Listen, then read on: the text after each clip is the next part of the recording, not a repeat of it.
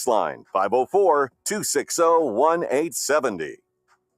Welcome back. Mike Haas and Charlie Long with you tonight on Sports Talk until 8 o'clock tonight. Pelicans play tonight in Las Vegas against Oklahoma City. That also is 8:30, I believe the tip-off there is for the Pelicans. They are looking for their first win in Oklahoma City.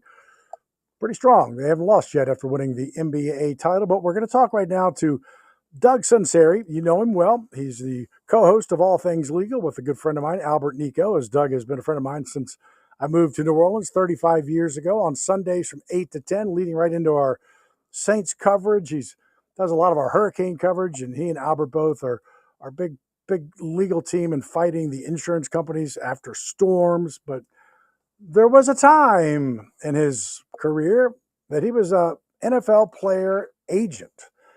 And so that's why I had asked him to be on the show. How you doing, Mr. Sunseri? Great. That was back in the days you were in Lubbock, right? Well, Lubbock and here. You were, yeah. I mean, I don't know when it was in I got here in '89. That's where I met you. That's when I got certified. Yeah. So were you representing then? Yes. I started in 1989. Yeah. There you go.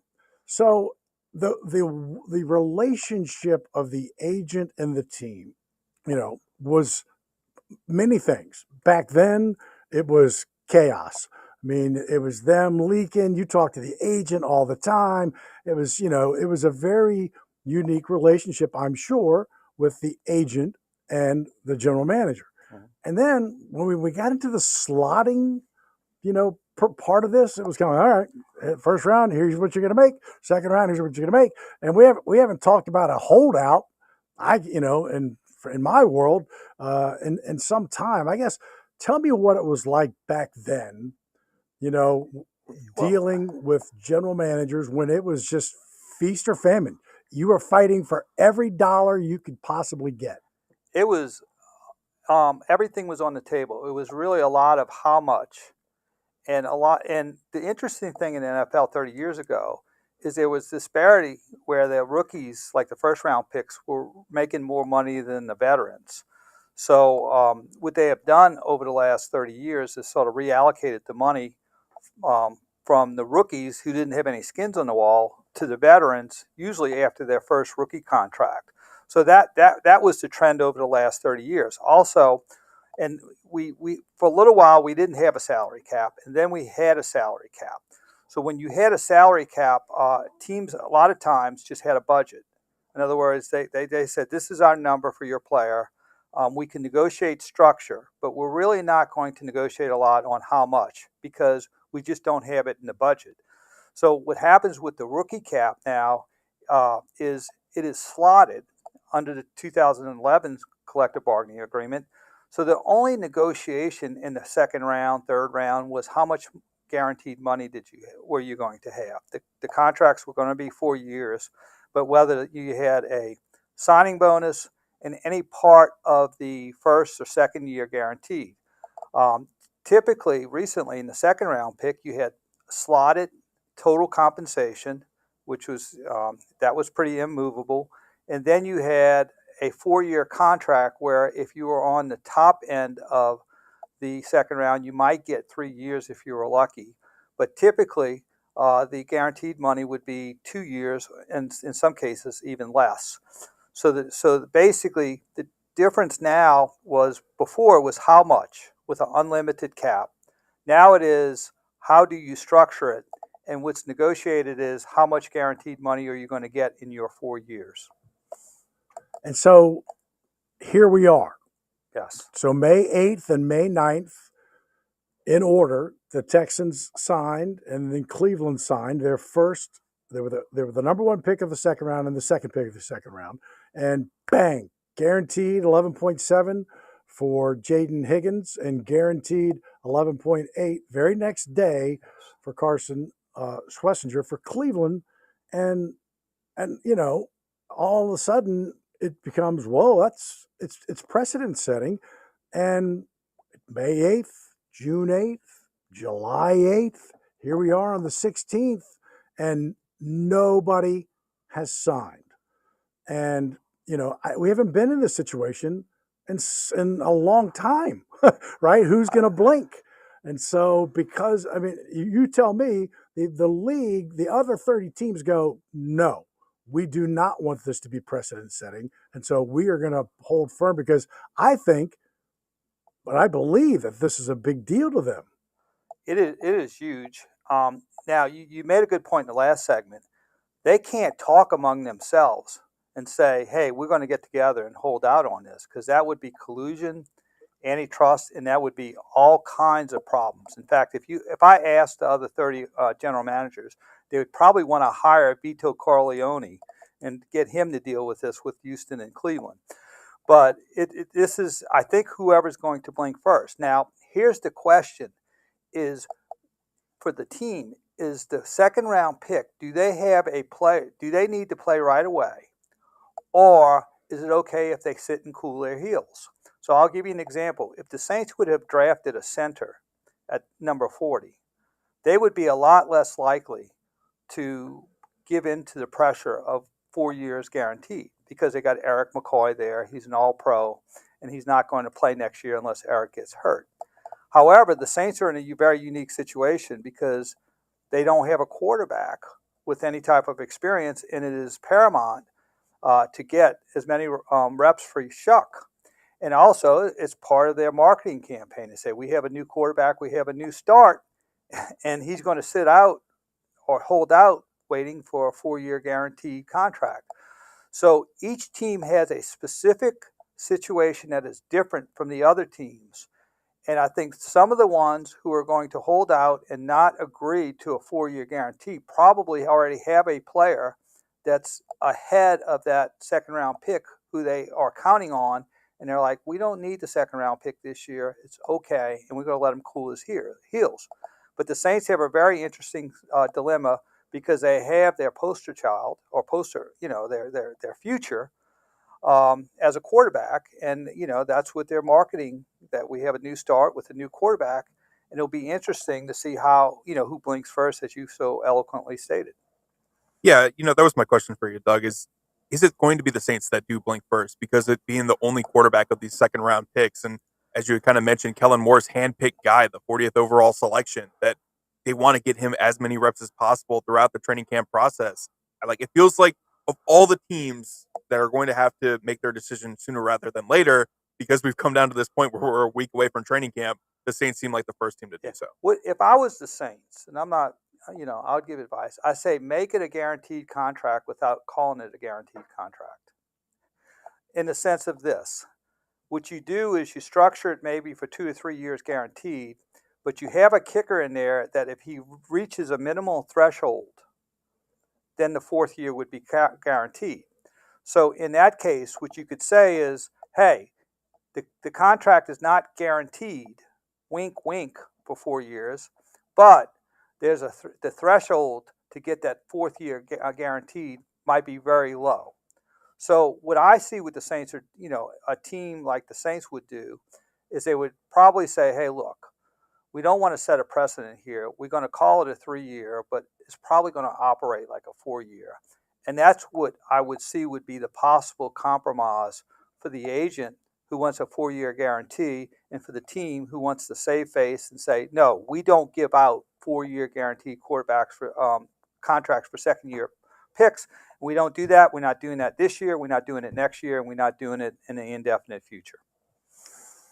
Because if you look across the board, history tells us that the second round pick, 40th, in year 4 is not a guarantee. You'd think that they are, but in a lot of cases they're not. The percentages are not outstanding. Let me read some names out to you: Jimmy Clausen, Christian Hackenberg, Tavares Jackson, Kevin Cobb, Brady Quinn, Paxton Lynch, Quincy Carter. Those were all second round picks or higher, and they didn't survive or probably play out their 4-year contract. And that's what the Saints don't want to have happen. And I don't want to be negative, but I'm going to say statistically, this is just statistically, Shough has about a 30 to 40% chance that he will play out his contract with the Saints or be a viable NFL starter. That's just statistically. I'm not saying that's true. So that's what the Saints are trying to have to weigh, and deciding how to get them whether to give him a 4-year guarantee to get him in at camp early so he can get as many reps as possible. So that's the other side of the equation, and that goes also for Higgins and Carson Schlesinger. Yeah. I mean, they're not locks. I would say they're probably 80% going to play, but they're not locks. And to be weighted down with a 2 or 3 years of a contract when a second rounder doesn't perform is a consideration for the team to make. So just kind of looking into your crystal ball, do you think this is something that could last in the training camp with the Saints and Tyler Shough? Because it's already, I mean, granted, it's a lesser position with wide receiver. Trey Harris with the Chargers. The Chargers have already started training camp, and he's still unsigned as a second-round pick. So there's a little bit of precedent for not having your second-round pick signed as you start training camp. I think it's going to go down to the wire. And when it gets down to the wire, there's both considerations on both sides to get him in on camp on time. What I think they're going to do is something like I alluded to before. They're going to be creative. They're going to call it not guaranteed, but it's going to probably operate as guaranteed, so both sides can save face. So yes, I do think it's going to go down to the wire, and I think it'll be a standoff for probably about 18 of these players. And I'm sorry, go ahead. Yeah, and but I tell you what, when the dominoes fall, they will fall quickly. Exactly. I mean, and so if we have a question on the talk and text line that came in, that if the team does make this the wink non-guaranteed contract, it then kind of does set precedent, but everybody's trigger clauses will be different because he's a quarterback. It might be plays, touchdowns, yards, or it might be a DB. It might just be how many defensive percentage of plays that you got in. So that would be the difference. I mean, yes, it would be precedent setting in that sense that you're putting, triggers in for years 1, 2, and 3 maybe, but everybody's might be different. Right. Yes. So that's, the reason you'd want to not have it officially as a 4 years because it gives you plausible deniability. And, you can, and with a quarterback, you make a great point because it's sort of an all or nothing deal. Probably you're either going to be a starter or you're going to be a backup. And if you're a backup, you're probably not going to play a lot, but mop up duty. So I think they can get creative on how to figure that out. There's, they do have to work within a framework of 4 years, but there's some things you can maybe restructure if certain things happen. Like maybe you can put some, maybe some benefit early on if certain benchmarks are made. So, I think if they get down to the wire, I think there's a way of doing this with both the agent and the team saving face. If they're both reasonable and flexible. Usually when you have a holdout, you have someone who's just dug in, and and it could be possibly that one side is unreasonable or overplaying their leverage. I think what makes a great negotiator is the identification of leverage and using it appropriately. And so that's what I think both parties are going to try to do, is to use their leverage appropriately and see where they land. Well, the interesting thing is that you got to be wondering, so Cleveland with Carson and then Jaden, the 4th pick of the second round is Cleveland. Quinshon Judkins, the running back out of Ohio State. Who's in his own legal troubles right now. Yeah, but I mean, he's got to be wondering. And also the Texans. The 48th pick, have another pick. So what they should fix this. The NFL teams are saying, look, dude, go back in, and these other 2 picks in the second round do not guarantee their 4th. Let us get back into this game.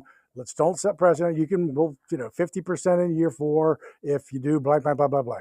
It's like, because both teams still have another pick to sign in the second round.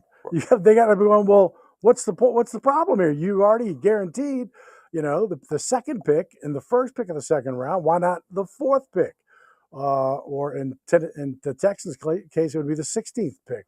So, man, it's a mess And I just feel like because there is so much on the line, and I feel like the NFL teams are going to stand as long as they can on this and figure out a way. Now, I will say the Saints and their front office and Kai Harley and all those guys, they're brilliant. If there's a group that I would like to have figure this out financially, it would be that group.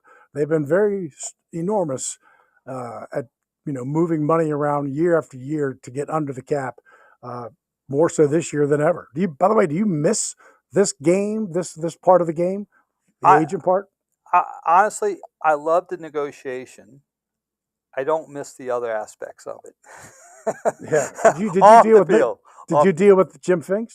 Yes. Actually, he actually went against him, and we hired him. He hired us also to do some things for him, and we have a lot of good stories. I could tell you this, that Jim Finks would not have functioned well under free agency, or under this player today, the type of player today. And he was very, how can I say, inconvenient rules were a nuisance to him. So that's probably the best way I can put it. Yeah, he was and he's got, it's he and Mora. So they fought free agency tooth and nail. I mean, right. The Saints would lose players at the very beginning of free agency.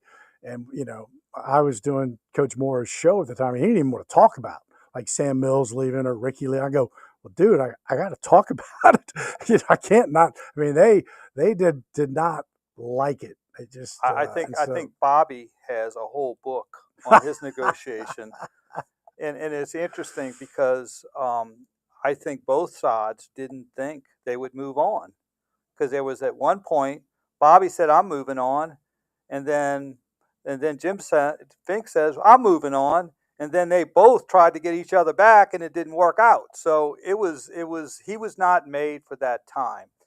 And I think mercifully, he didn't become commissioner, because I think it would have made him crazy. I mean, he passed shortly thereafter, but he was very old school.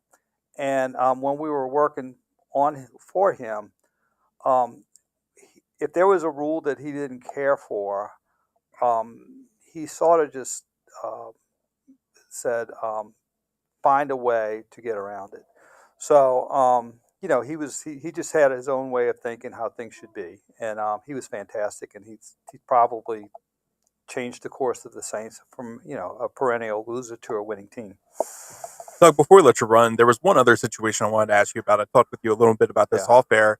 Jamar Stewart and the Cincinnati Bengals. We thought that 30 of the 32 second-round picks are unsigned. Only one first-round pick from the 2025 draft remains unsigned, and that's Jamar Stewart, who was picked in the middle of the first round. The Cincinnati Bengals, there's a conflict with Jamar and the Bengals over future guarantees, and that he hasn't signed this contract. And then NBC puts out a story today that he's considering going back to school with Texas A&M, and he's been training with the Aggie program. Right. The Bengals start training camp later on this week. They started on July 19th. And if you're talking about kind of running up against the clock here, and it's not just a second-round pick, this is the first-round pick here that we're talking about with Jamar Stewart. It's been a fascinating storyline to follow. I just want to get your thoughts on what's been going on with Cincinnati. I thought that may happen with a 6th or 7th round pick, that they would say, look, I could make more money in college, and I'm going to go back. Now, the thing with Smith could do is, if he wanted to go back to Texas A&M, he could find a court that may give him a temporary restraining order to allow him to play. And the time that order maybe is disposed of, the season may be almost over. So I think it's a very interesting strategy if they're trying to accomplish something in the contract that they haven't so far.